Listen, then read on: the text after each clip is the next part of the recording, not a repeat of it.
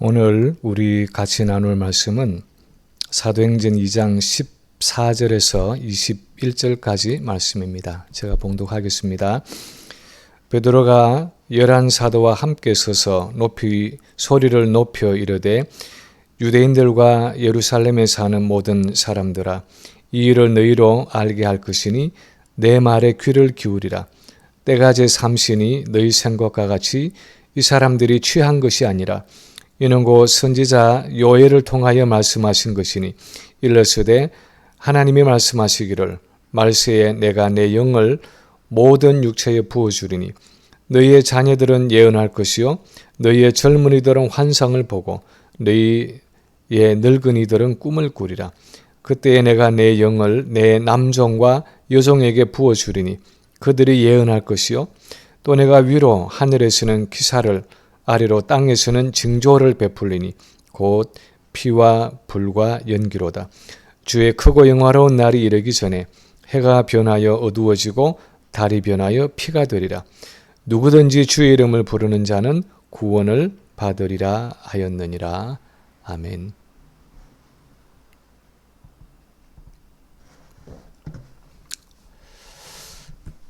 성경을 살펴보면 인류의 구원을 위해서 인간 역사 속에 하나님이 들어오셔서 개입하실 때 그 의미와 중요성에 대한 해석이 필요했습니다. 예를 들어서 성자 하나님이 예수라는 인간의 몸을 입고 오셨을 때 이 성육신의 의미가 무엇인지 사람들이 이해할 수 있도록 해석이 필요했습니다.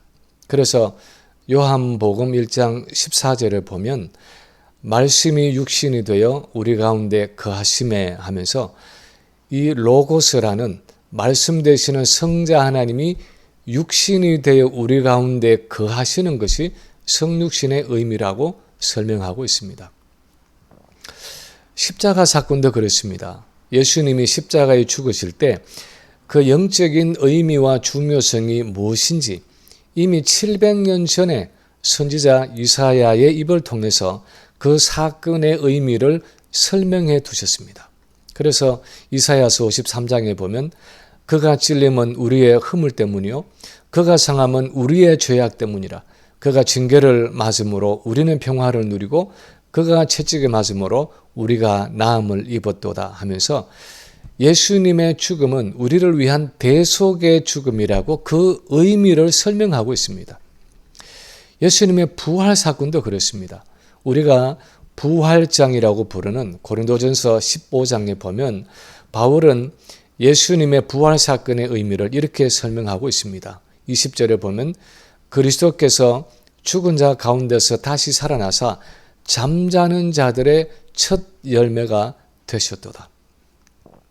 이렇게 성경은 하나님이 인간 역사 속에 개입하실 때 그냥 그 사건 자체만 기록하는 것이 아니라 그 사건의 영적인 의미를 해석해 주고 있습니다. 그런데 오순절의 성령 강림 사건도 예외가 아니었습니다. 지난 주일 우리가 다룬 사도행전 2장의 말씀을 보면 120명의 성도들이 오순절에 성령을 받았을 때 그것을 지켜본 사람들은 그 사건의 의미를 이해할 수가 없었습니다. 물론 그 중에는 그래도 다소 긍정적인 마음으로 그것을 바라보는 사람도 있었습니다. 2장 12절을 보면 다 놀라며 당황하여 서로 이르되 이 어찌된 일이냐 하며 이렇게 기록하고 있는데 그들은 놀라고 신기해하면서도 이 사건의 의미를 도무지 이해할 수가 없었습니다. 그리고 그 중에는 부정적인 반응도 있었습니다. 13절에 보면 또 어떤 이들은 조롱하여 이르되 그들이 세술에 취하였다 하고 비방을 하고 있습니다. 그래서 이 오순절 성령 강림 사건에 대해서 사람들에게는 이 일에 대한 설명과 해석이 필요했습니다. 도대체 이 사건의 의미가 무엇이며 그들과 어떤 관계가 있는지 누군가가 그것을 설명해 줄 필요가 있었습니다. 그래서 사도들 가운데 대표라고 할 수 있는 베드로가 앞으로 나서서 큰 소리로 설교하면서 본문의 이 내용을 말씀하고 있는 것입니다. 사실은 오늘 우리가 읽은 이 2장 14절부터 시작해서 36절까지가 베드로의 설교인데, 오늘은 그 설교의 전반부인 요엘서에 대한 그 말씀을 가지고 오순절 성령 강림 사건의 의미와 해석을 함께 나누어 보기를 원합니다. 첫 번째로 이 오순절에 성령이 오셨다 하는 것은 구속사의 마지막 단계가 시작되었다 하는 것을 의미했습니다. 오순절에 성령이 오신 것은 하나님의 구속사의 마지막 단계, 마지막 시기가 되었다는 것을 의미했습니다. 베드로가 사도들 가운데서 나와서 거기 모여든 무리들 앞에서 소리를 높여 설교하면서 이는 곧 선지자 요엘을 통해서 말씀하신 것이니 일러스되 하나님이 말씀하시기를 말세에 내가 내 영으로 모든 육체에 부어주리니 하고 말씀을 하고 있는데, 우리는 먼저 이 말세에라는 단어를 주목할 필요가 있습니다. 말세라는 이 말을 직역하면 이 한자 그대로 세상 끝 하는 의미입니다. 우리는 흔히 뭔가 악하고 아주 극단적인 일들이 일어나면 이제는 정말 말세야 말세 하면서 혀를 차면서 말합니다. 예를 들어서 한 10여 년 전에 미국 대법원에서 결혼의 정의를 한 남자와 한 여자의 결합이 아니라 남자와 남자 또 여자와 여자의 결혼도 가능하다 하면서 동성 결혼을 인정하는 법적으로 합법적이라고 인정하는 판결을 내렸을 때 많은 사람들이 정말 말세구나 하는 생각을 했습니다. 우리는 주로 인간의 죄악이 크게 달해서 하나님의 심판의 때가 임박했다는 의미로 이 말세라는 말을 사용합니다. 그런데 유대인들도 구약 성경에 근거해서 그것과 흡사한 종말관을 가지고 있었습니다. 그들은 비록 그동안 주변의 강대국의 지배를 받아왔고 지금은 로마 제국의 지배와 압제를 당하고 있지만 언젠가 하나님이 보내시는 메시아 왕이 오시면 그들 주변의 모든 죄악을 심판하시고 메시아 왕국을 건설하시는 그 말세가 찾아온다고 생각했습니다. 구약의 선지서에서는 그날을 구체적으로 주의 날, 여호와의 날 또는 여호와의 크고 두려운 날 등으로 불렀습니다.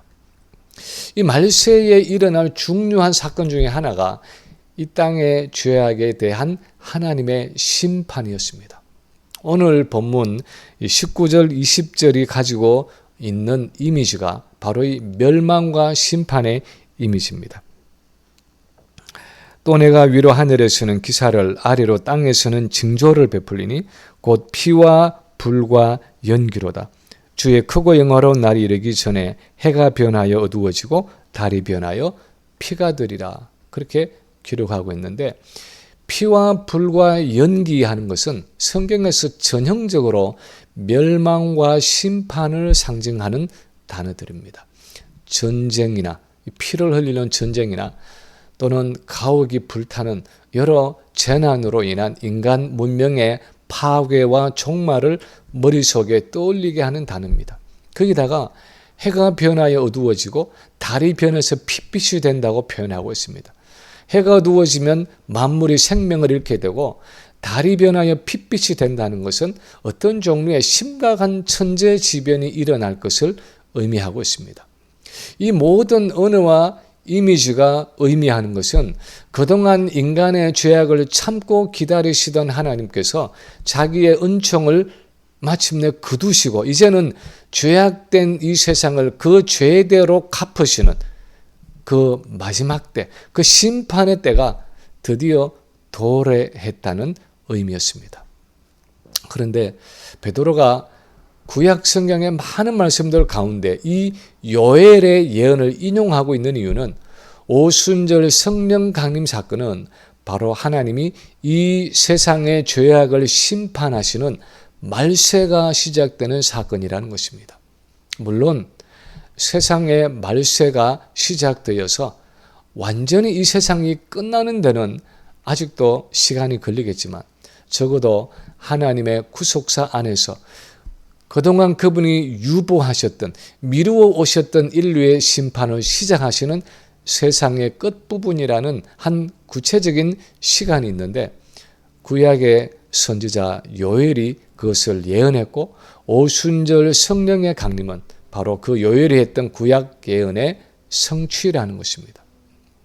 구약 성경에서 예언되었던 그 말세가, 그 세상의 끝이 드디어 시작되었다 하는 것이 베드로의 설교의 요지였습니다.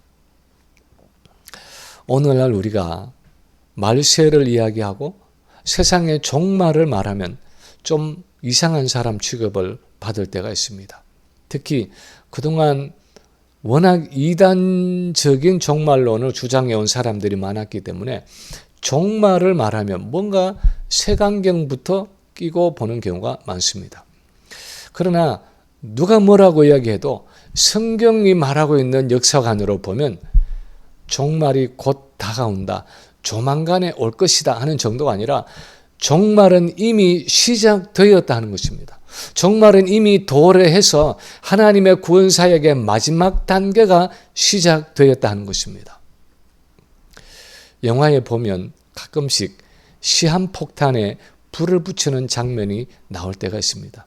옛날 서부개척시대 영화나 어떤 전쟁 영화를 보면 다이너마이트 뭉치에 긴 심지가 달려있고 그 심지에 불이 붙어서 이제 막 불꽃을 튀기면서 폭탄을 향해서 타들어가는 장면이 나옵니다. 일단 심지에 불이 붙으면 이제는 그 누구도 타들어가는 심지를 끄지 못합니다. 그런데 오순절 성령의 오심은 하나님의 구속사에서 이렇게 말세의 시한폭탄에 불이 붙여진 사건과 같은, 이미 하나님의 심판이 시작되어서 그 누구도 멈출 수 없고 그 누구도 되돌릴 수 없는 그 마지막 형벌과 심판의 작업이 시작되었다는 것입니다. 옛날 한국의 유명한 감리교 부흥사였던 이성복 목사님이 늘 그렇게 설교했다고 합니다. 모든 세상 사람들은 기차 침묵을 베고 누워 자고 있는 술 취한 사람과 같다. 이 세상 사람들은 기차 침묵을 베고 누워 자고 있는 술 취한 사람과 같다. 그동안 멈추어 서 있던 하나님의 심판이라는 기차는 정거장에서 이미 출발해서 기적 소리를 울리면서 점점 더 가까이 다가오고 있는데 그 소리를 듣지 못하고 기차철로의 침묵을 베고 술에 취해서 정신없이 자고 있는 사람들이 바로 이 세상 사람들이라는 것입니다. 그래서 흔들어 깨워야 하고 소리 질러서 외쳐야 한다는 것입니다. 이렇게 오순절의 성령 강림 사건은 그동안 유보되어 있던 하나님의 심판이라는 기차가 이제는 정해진 시간이 되어서 마지막 역에서 출발한 사건과 같다는 것입니다. 이제는 더 이상 멈추어 서지 않는다는 것입니다. 두 번째로 또한 오순절 이후는 이런 임박한 하나님의 심판 속에서 예수를 믿고 회개하는 자들을 구원하시는 영혼 추수의 때라는 것입니다. 그 심판과 함께 예수를 믿고 회개하는 사람들을 구원하시는 영혼 추수의 때가 오순절로부터 시작됐다는 것입니다. 성경에 나오는 말세의 사건에 하나님의 심판과 함께 나타나는 한 중요한 주제는 이렇게 악인들을 심판하시는 하나님의 진노 가운데 여호와의 이름을 부르는 자는 구원을 얻는다 하는 사실입니다. 구약에 거듭거듭 반복되는 이미지는 메시아 왕국이 임할 때 사단의 세력은 물론이고 모든 죄인들을 향하신 하나님의 심판이 시작되는데 그것은 동시에 그 가운데서 회개하고 돌아오는 자들을 구원하시는 시기라는 사실입니다. 그래서 오늘 본문 21절에서는 베드로가 요엘서를 인용하면서 누구든지 주의 이름을 부르는 자는 구원을 받으리라 하고 말씀하고 있는 것입니다.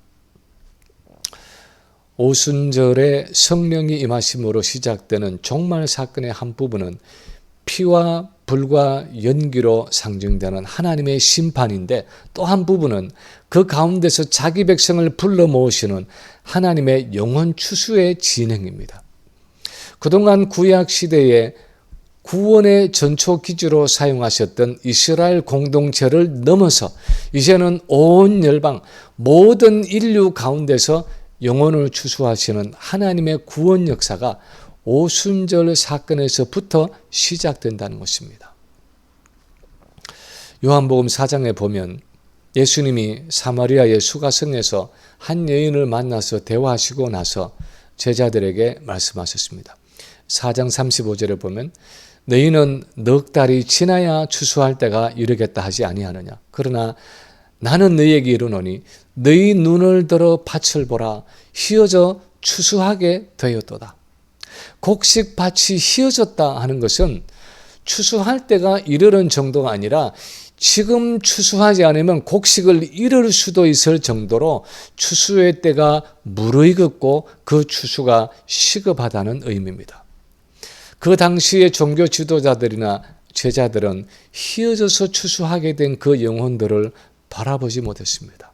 특히 사마리아 사람에게, 그것도 여자에게, 그것도 부정한 여인에게 구원이 임한다는 것은 상상도 못한 일이었습니다. 그들은 아직도 하나님의 심판과 인류의 보편적인 구원이 사마리아를 포함한 온 인류에게 시작되는 그 말세, 그 종말의 때가 이르렀다는 것을 깨닫지 못하고 있었습니다. 그런데 주님이 십자가를 주시고 그 예수님의 구속 사역에 열매를 적용하시는 오순절 성령이 이 땅에 오셨을 때 드디어 주님이 말씀하신 그 휘어진 밭에 영혼 추수가 시작되었다는 것입니다. 오순절에 성령이 오셨을 때 이스라엘뿐 아니라 온 열방, 온 유대와 사마리아와 땅 끝까지 이르는 전 세계적인 영혼의 추수가 시작되었다는 것입니다. 시골에서 농사를 짓는 것을 보면 1년 동안에 어떤 정해진 기간이 있고 해야 할 일들이 있습니다. 예를 들어서 추운 겨울이 지나고 봄이 다가오면 그동안 얼어있던 땅을 갈아엎어서 농사지을 준비를 해야 하는 단계가 있습니다. 그리고 따스한 봄이 되면 드디어 땅의 흙을 잘 일구어서 곡식을 파종하는 시기가 있습니다. 씨앗을 뿌리든지 모종을 심든지 어떤 방식으로든 파종을 하는 시기가 있습니다. 그런가 하면 이제 비바람과 뜨거운 햇살 가운데서 곡식과 과일이 자라나는 시기가 있습니다. 거름을 주기도 하고 잡초를 뽑기도 하고 가지를 치고 솎아내면서 열매를 맺도록 잘 보살피며 기다리는 기간이 있습니다. 그리고 마침내 추수의 절기가 있습니다. 곡식이든 과일이든 겨울이 오기 전에 또는 서리가 내리기 전에 그것을 거두어 들어야 하는 기간이 있습니다. 한 달이면 한 달, 두 달이면 두 달, 이제 충분히 익어서 거두어 들일 수 있는 그 시점에서부터 시작해서 더 이상 추수할 수가 없어서 곡식이나 과일을 버리게 되는 그 마지막 시점까지 정해진 추수의 기간이 있습니다. 그러면 농부는 추수철이 시작되는 그 시점에서부터 시작해서 온 가족들을 동원해서 이 추수를 시작하는데 나중에 시간이 촉박하면 일꾼을 사서라도 반드시 그 추수 기간을 놓치지 않고 곡식을 거두어 드립니다.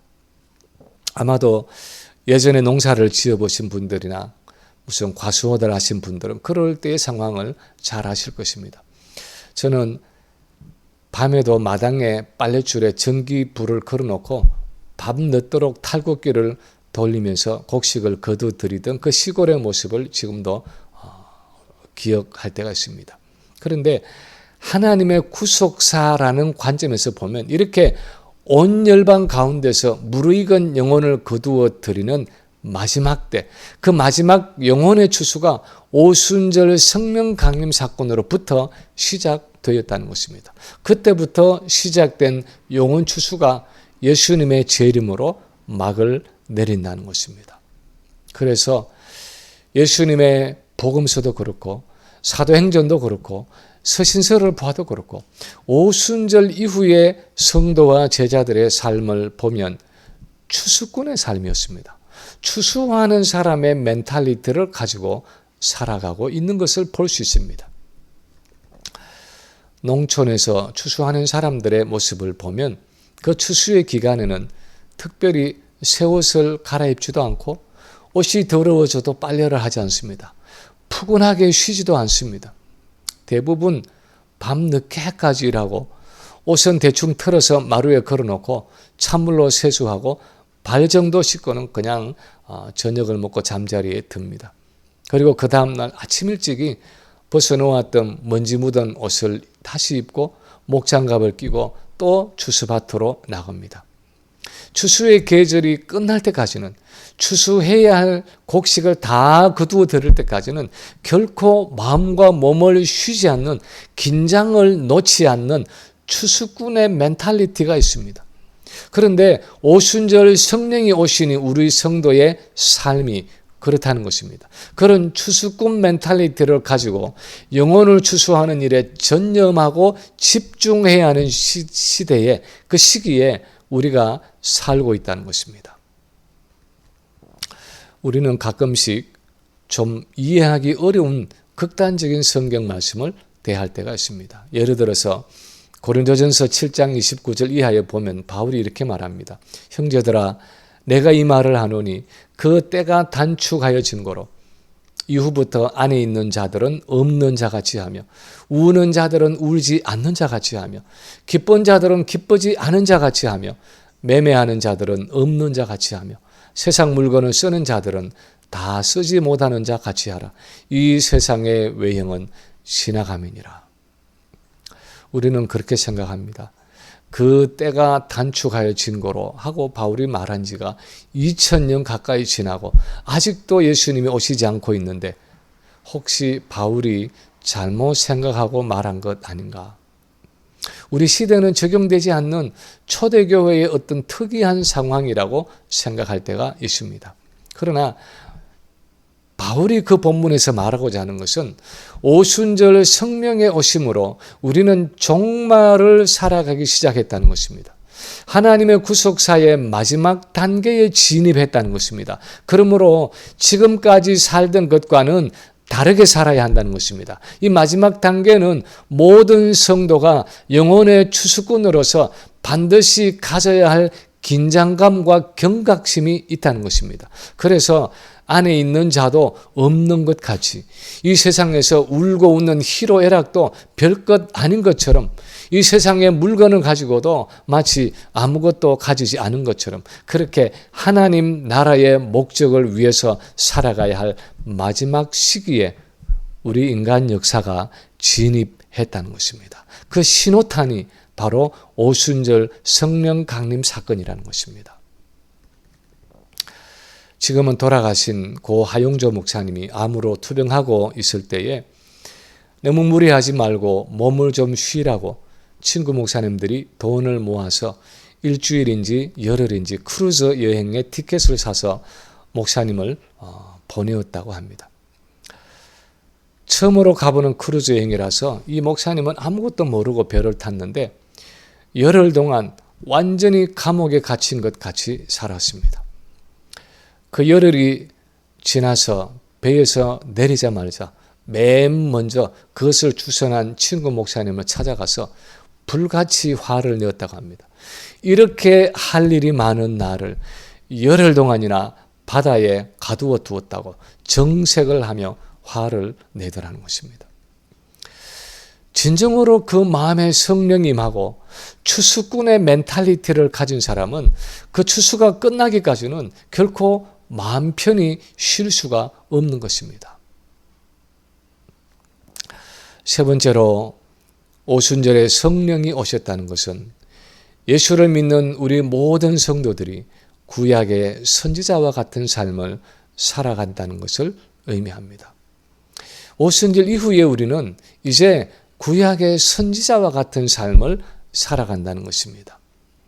아마도 오늘 우리가 읽은 베드로의 설교 가운데 가장 핵심적인 내용은, 가장 중요한 내용 중에 하나는 하나님이 말세에 주실 것이라고 약속하신 그 성령이 예수를 믿는 모든 성도들에게 충만하게 부어졌다는 사실일 것입니다. 17, 18절에 보면 하나님이 말씀하시기를 말세에 내가 내 영을 모든 육체에 부어주리니 너희의 자녀들은 예언할 것이요 너희의 젊은이들은 환상을 보고 너희의 늙은이들은 꿈을 꾸리라. 그때에 내가 내 영을 내 남종과 여종들에게 부어주리니 그들이 예언할 것이요 하고 기록을 하고 있습니다.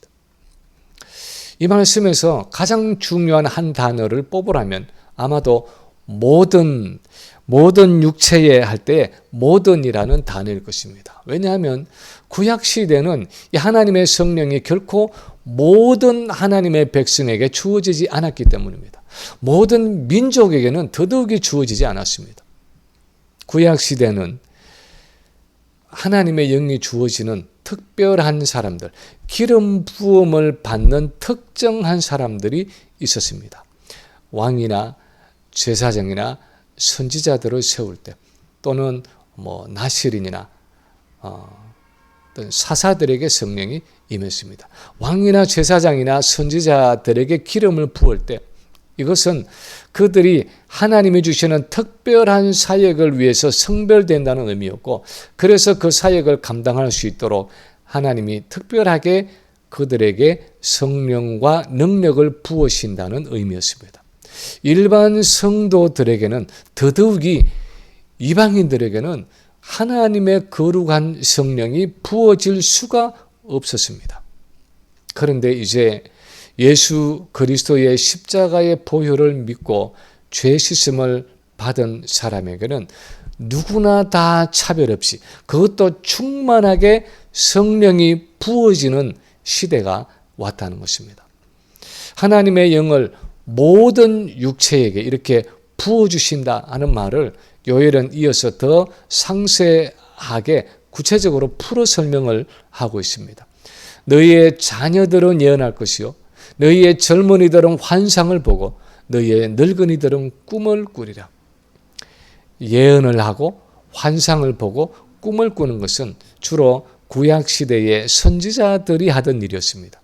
구약의 선지자들은 하나님의 영이 그들에게 임했을 때에 예언이나 꿈이나 환상을 통해서 하나님의 마음과 생각을 분명하게 알게 되고 그것을 백성들에게 전달했습니다. 그런데 말세에는 나이 어린 자녀들도, 젊은 청년들도, 나이가 많은 노인들에게도 성령이 부어져서, 차별 없이 성령이 부어져서 마치 구약의 선지자들처럼 하나님을 분명하게 알게 된다는 것입니다. 그리고 남자에게도 여자에게도 심지어 종들에게도 차별이 없이 성령이 부어진다는 것입니다.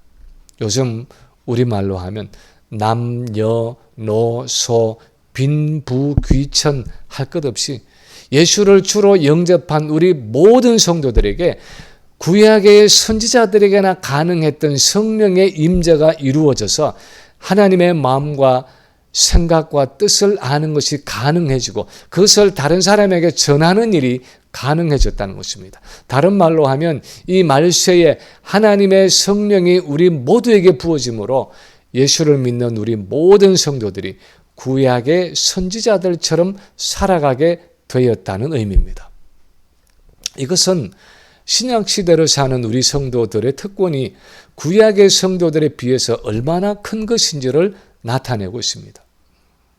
우리는 흔히 베드로전서 2장 9절에 너희는 택하신 족속이요 왕같은 제사장들이요 하는 말씀에서 우리 성도들은 왕적인 제사장, 즉 왕이면서 동시에 제사장이라고 말합니다. 예를 들어서 종교개혁 시대의 루터는 만인 제사장설을 앞세워서 캐톨릭 교회가 가진 특권층의 사제들과 일반 성도들의 차별을 무너뜨렸습니다. 그것은 그 당시 아주 획기적인 진리의 발견이었고 그 진리로 교회가 개혁될 수 있었습니다. 그런데 오늘 본문이 말씀하는 것은 성령이 내재하시는 우리 성도들은 왕이면서 제사장일 뿐 아니라 또한 하나님의 선지자로서 이 세상을 살아간다는 것입니다. 마치 구약의 선지자들이 하나님의 성령이 임할 때에 예언을 하고 꿈을 꾸고 환상을 봄으로써 하나님의 뜻을 분명하게 알게 되고 그 알게 되고 깨달은 말씀을 백성들에게도 전달했듯이 오늘날 그리스도인들에게도 구약의 선지자들처럼 이제는 성령이 부어져서 하나님의 뜻을 분명하게 깨닫게 되고 그것을 전할 수 있는 사람들이 되었다는 것입니다. 우리는 아직도 나는 하나님에 대해서 잘 모르고 있어 하고 생각할런지 모릅니다. 나를 통해서 무슨 진리의 말씀이 전해지겠는가 하고 의아해 할는지 모르겠습니다. 목사님이나 선교사님들이라면 몰라도 나는 그냥 교회에 나가서 헌금이나 하고 봉사나 하면 된다 하고 생각할는지 모릅니다. 그러나 우리가 어떻게 생각하든 오순절 성령의 오심은 우리 모두를 선지자와 같은 신분으로 만들어 주셨고 우리가 가진 것이 많든 적든 간에 내게 주어진 하나님에 대한 지식을 세상에 전하는 그 사명을 가지고 살아가도록 하셨다는 것입니다. 저는 오늘 이 설교를 준비하면서 지난주일 설교에서 함께 나누었던 총회에서 돌아오는 비행기에서 만난 그 미국 여자분 생각이 다시 떠올랐습니다. 그리스도의 복음을 나누기 위해서 이 선지자적인 사명을 감당하기 위해서 비행기를 탈 때마다 티백을 준비해서 복음 전할 기회를 만든다는 이분처럼 언제 어디서 사람을 만나든지 복음을 나눌 준비가 되어 있는 그런 추수꾼 멘탈리티를 가지고 살아가는 저와 여러분이 되었으면 좋겠다 하는 생각이 들었습니다. 매주 2-3개의 큐티 묵상과 매달 교회 뉴스레터를 선지자적인 마음을 가지고 그 사명을 가지고 내 주변의 사람들에게 소리 없이 꾸준하게 나누는 그 사역을 계속해 갈 수는 없을까 하는 생각이 들었습니다. 그런 영혼 추수에 대한 관심과 노력이 우리의 일상이 될 때 우리가 이 세상에서 선지자로서의 사명을 다하며 살아가고 있다고 말할 수 있을 것입니다. 이제 말씀을 마칩니다. 지난주일 성령 강림절을 보내면서 우리는 오순절에 오신 그 성령의 강림에 대해서 무엇을 생각하고 있습니까? 오순절에 성령이 오신 것과 지금의 내 신앙생활과는 어떤 관계가 있는 것입니까? 오늘 이 본문은 오순절 성령의 오심의 의미와 중요성을 설명하고 해석해 주고 있습니다. 오순절 성령의 오심으로 요일이 예언했던 그 말세와 하나님의 심판이 시작되었습니다. 그리고 예수님의 이름을 부르는 사람에게는 누구나 다 구원을 주시는 영혼 추수의 작업이 시작되었습니다. 그리고 오순절에 우리 모든 그리스도인들에게 성령을 부으셔서 세상 속에서 그 구원의 진리를 증거하는 선지자로 살아가게 하셨습니다. 이 성령이 내재하시는 우리는 과연 어떤 삶을 살아가야 할 것입니까? 성령 강림절을 보내면서 다시 한번 오순절에 성령이 오신 목적을 기억하고 이 세상에서 하나님의 마음과 하나님의 생각을 전하는 하나님의 뜻을 전하는 선지자로서의 사명을 잘 감당하는 우리 모든 성도들이 되시기를 주님의 이름으로 간절히 축원합니다.